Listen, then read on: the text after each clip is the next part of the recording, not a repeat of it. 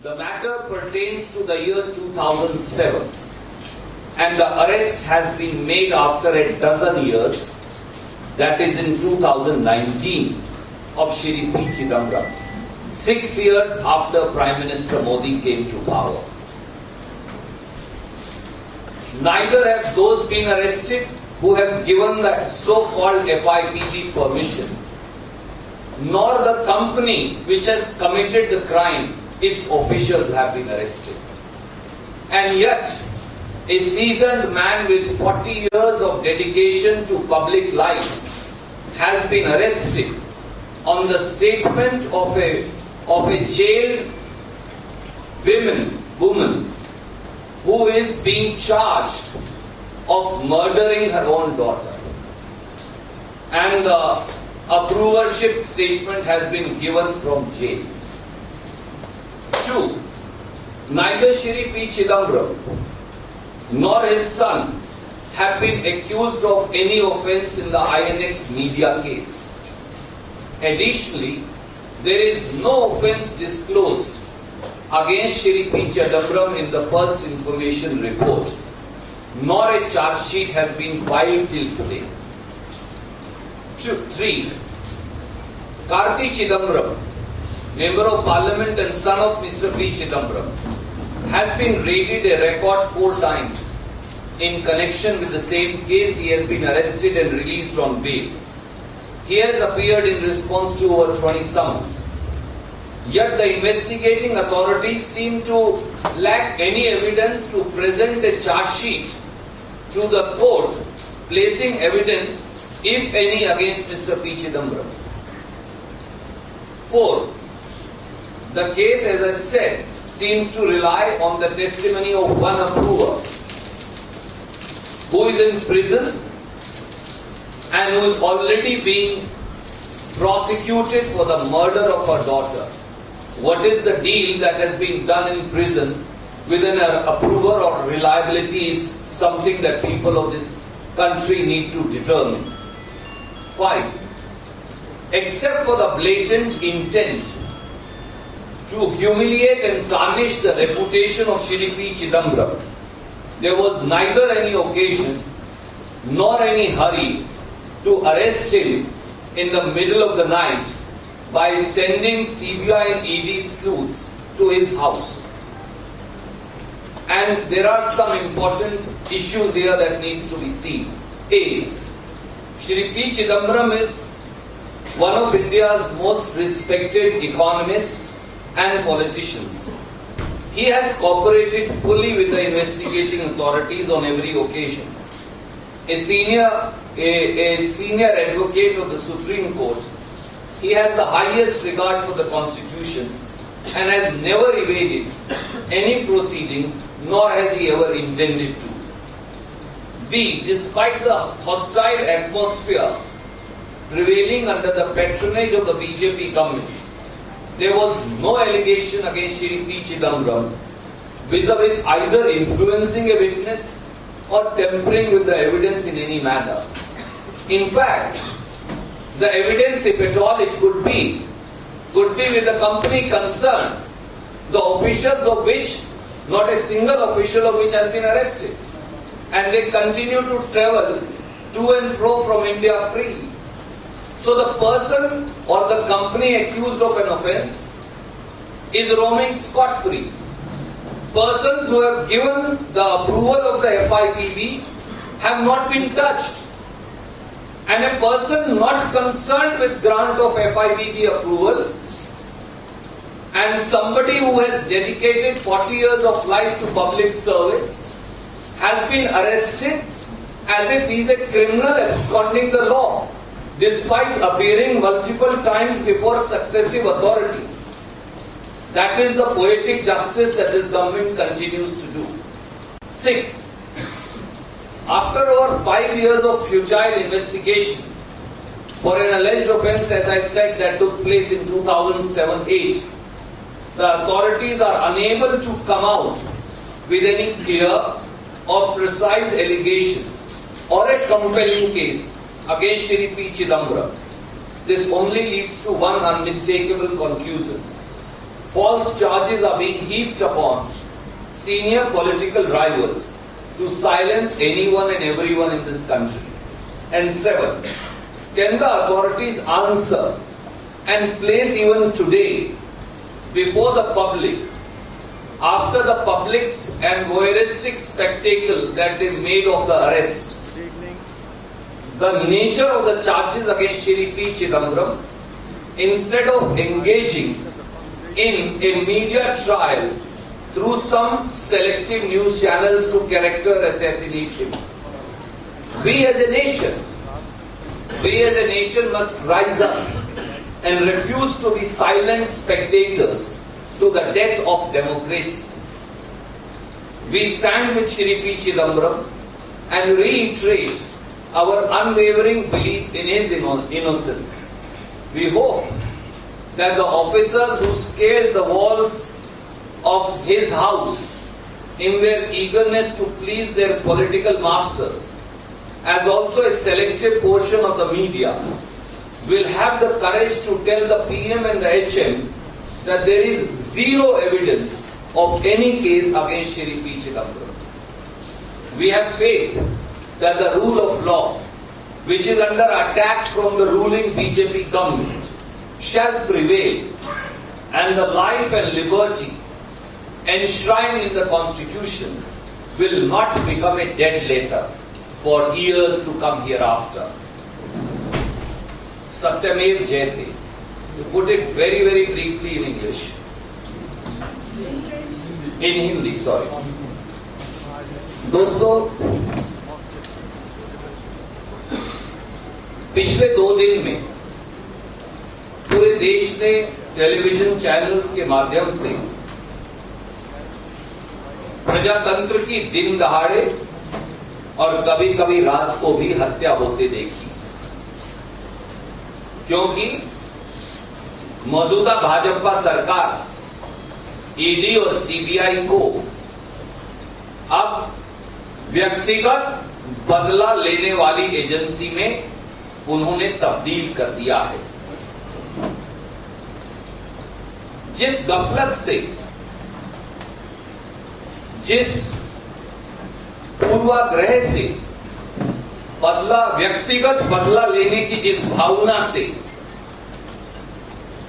पूर्व वित्त मंत्री और देश के पूर्व गृह मंत्री और सांसद श्री पी चिदंबरम को गिरफ्तार किया गया, उसमें से मोदी सरकार के व्यक्तिगत बदला लेने के लिए किसी हद तक भी गिर जाने का सीधा सीधा सबूत साफ हो जाता है। आज जब देश की सरकार, आज जब भारतीय जनता पार्टी की सरकार देश में भयंकर मंदी का हल डालने में फेल साबित हुई है, आज जब चारों तरफ नौजवान हो या मध्यम आयु के कर्मी हो, बड़े से बड़े कर्मी से छोटे कर्मचारी की लाखों की संख्या में रोजगार और नौकरियां जा रही हैं, आज जब हमारा रुपया एशिया की वर्स्ट परफॉर्मिंग करेंसी बन गया है और प्रधानमंत्री की आयु को पार कर बहुत आगे चला गया है, आज जब देश का हर सेक्टर मंदी की मार झेल रहा है और फैक्ट्रियां, व्यापार और बिजनेस सबके सब पर तालाबंदी हो रही है, तो ऐसे में देश का ध्यान बांटने के लिए एक डेस्परेट मोदी सरकार ने पिछले 2 दिन में एक नया स्वांग और ड्रामा रचा। हालांकि बीजेपी की प्रोपेगेंडा मशीन और कुछ मीडिया के साथी जो भारतीय जनता पार्टी के दबाव से प्रभावित हैं, कई प्रकार का मिथ्या प्रचार करने में लगे हैं, पर 5 या 6 तथ्य महत्वपूर्ण हैं। और देश को उन्हें जानना चाहिए। पहला, ना तो श्री पी चिदम्बरम और न उनके बेटे पर आईएनएक्स मीडिया केस में कोई अपराध दर्ज है। यहां तक कि एफआईआर में भी फाइनेंस मिनिस्ट्री के ऑफिशियल्स की चर्चा है।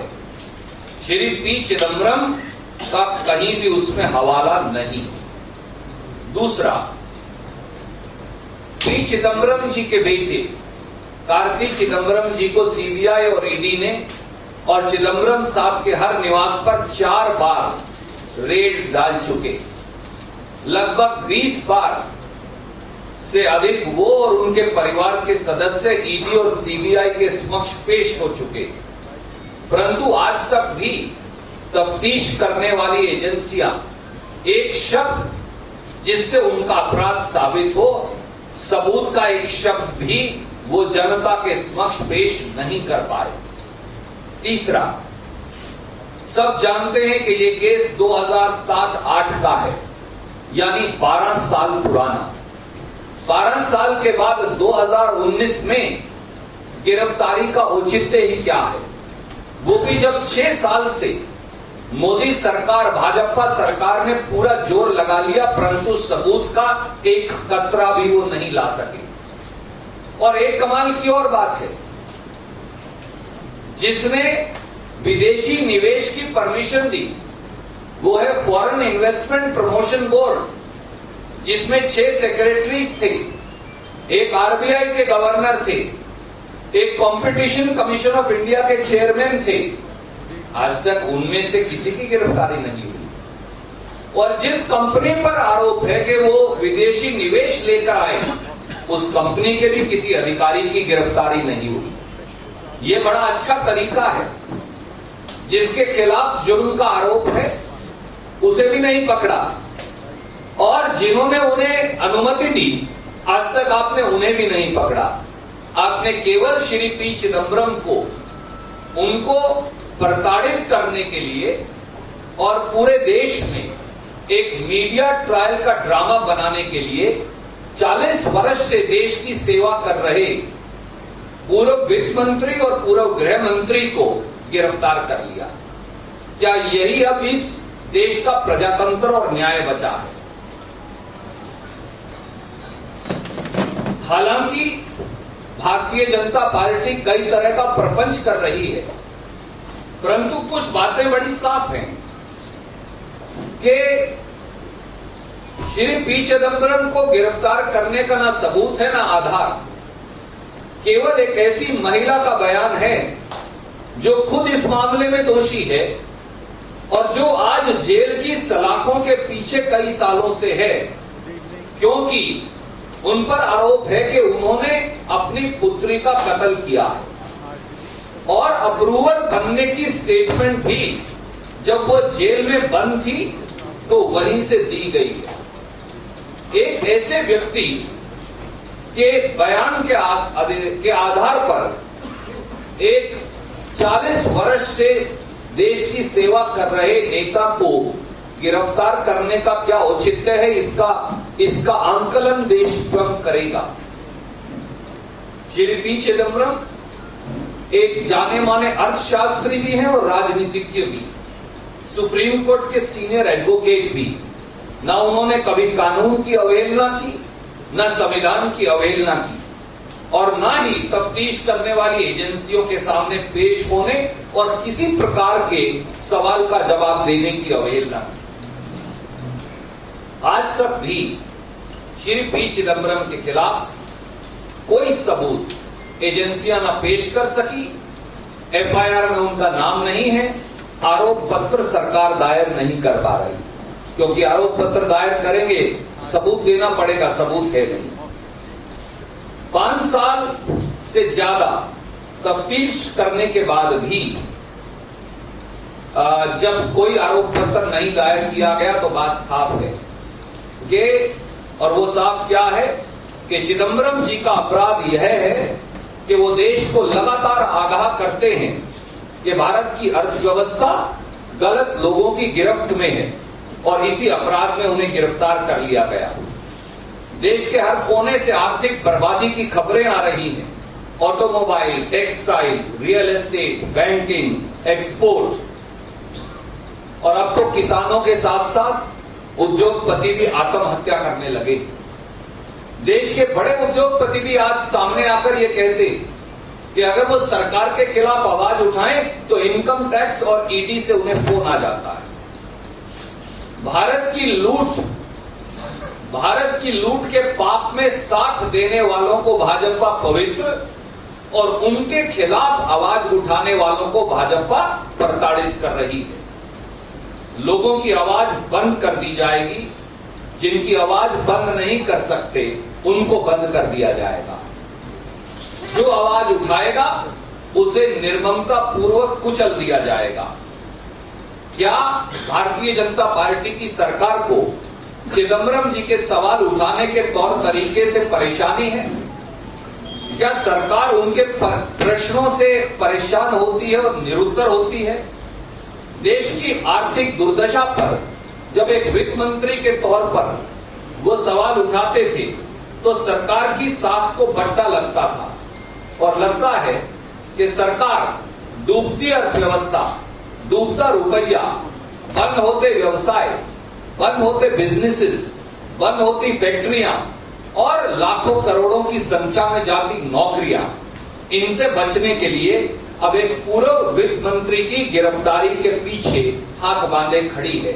पर वो जान ले आज के हुक्मरान के सत्य को न कोई दबा सकता, न झुका सकता, न छुपा सकता। सत्यमेव जयते। आप कोई प्रश्न पूछना चाहें इस विषय से तो स्वागत है।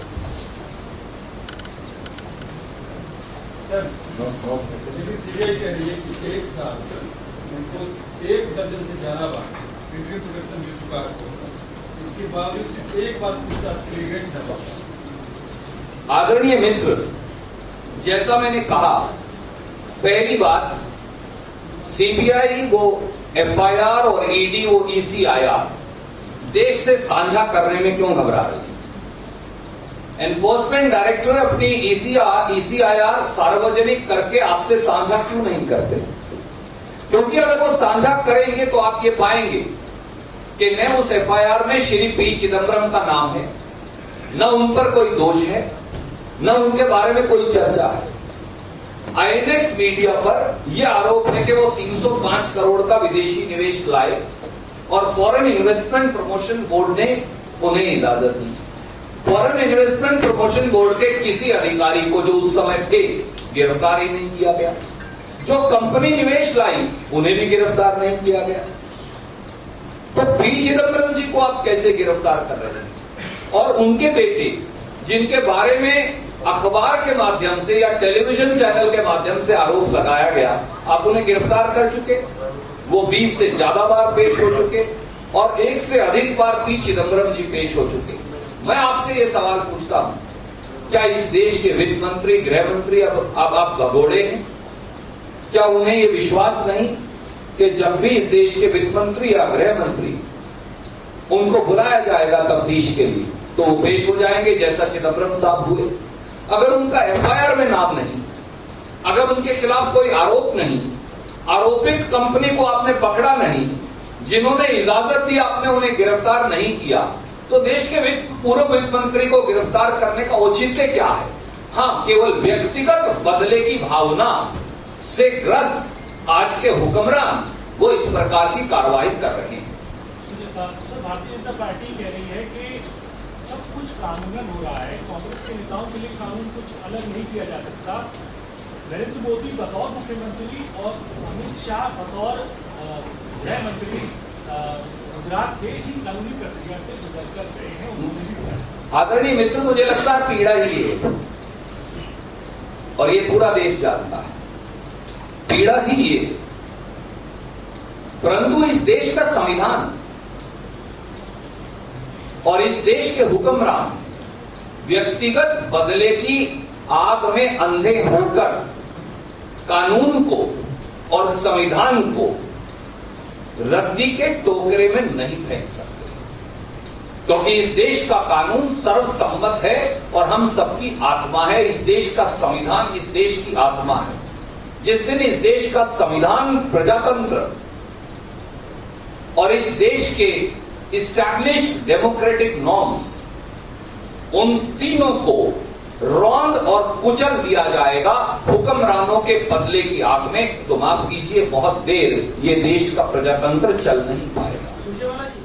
तो कांग्रेस की प्रेस कॉन्फ्रेंस आप दिल्ली से देख रहे थे, जहां पर कांग्रेस के तर्जुमान रणदीप सुरजेवाला इस प्रेस कॉन्फ्रेंस से खिताब कर रहे थे। चिदंबरम के हवाले से उन्होंने कहा कि बदले की सियासत की जा रही है बीजेपी सरकार की तरफ से, और इस प्रेस कॉन्फ्रेंस के जरिए क्या कुछ और बड़ी बातें सुरजेवाला की तरफ से की जा रही है, आपको दिखाएंगे छोटे से ब्रेक के बाद।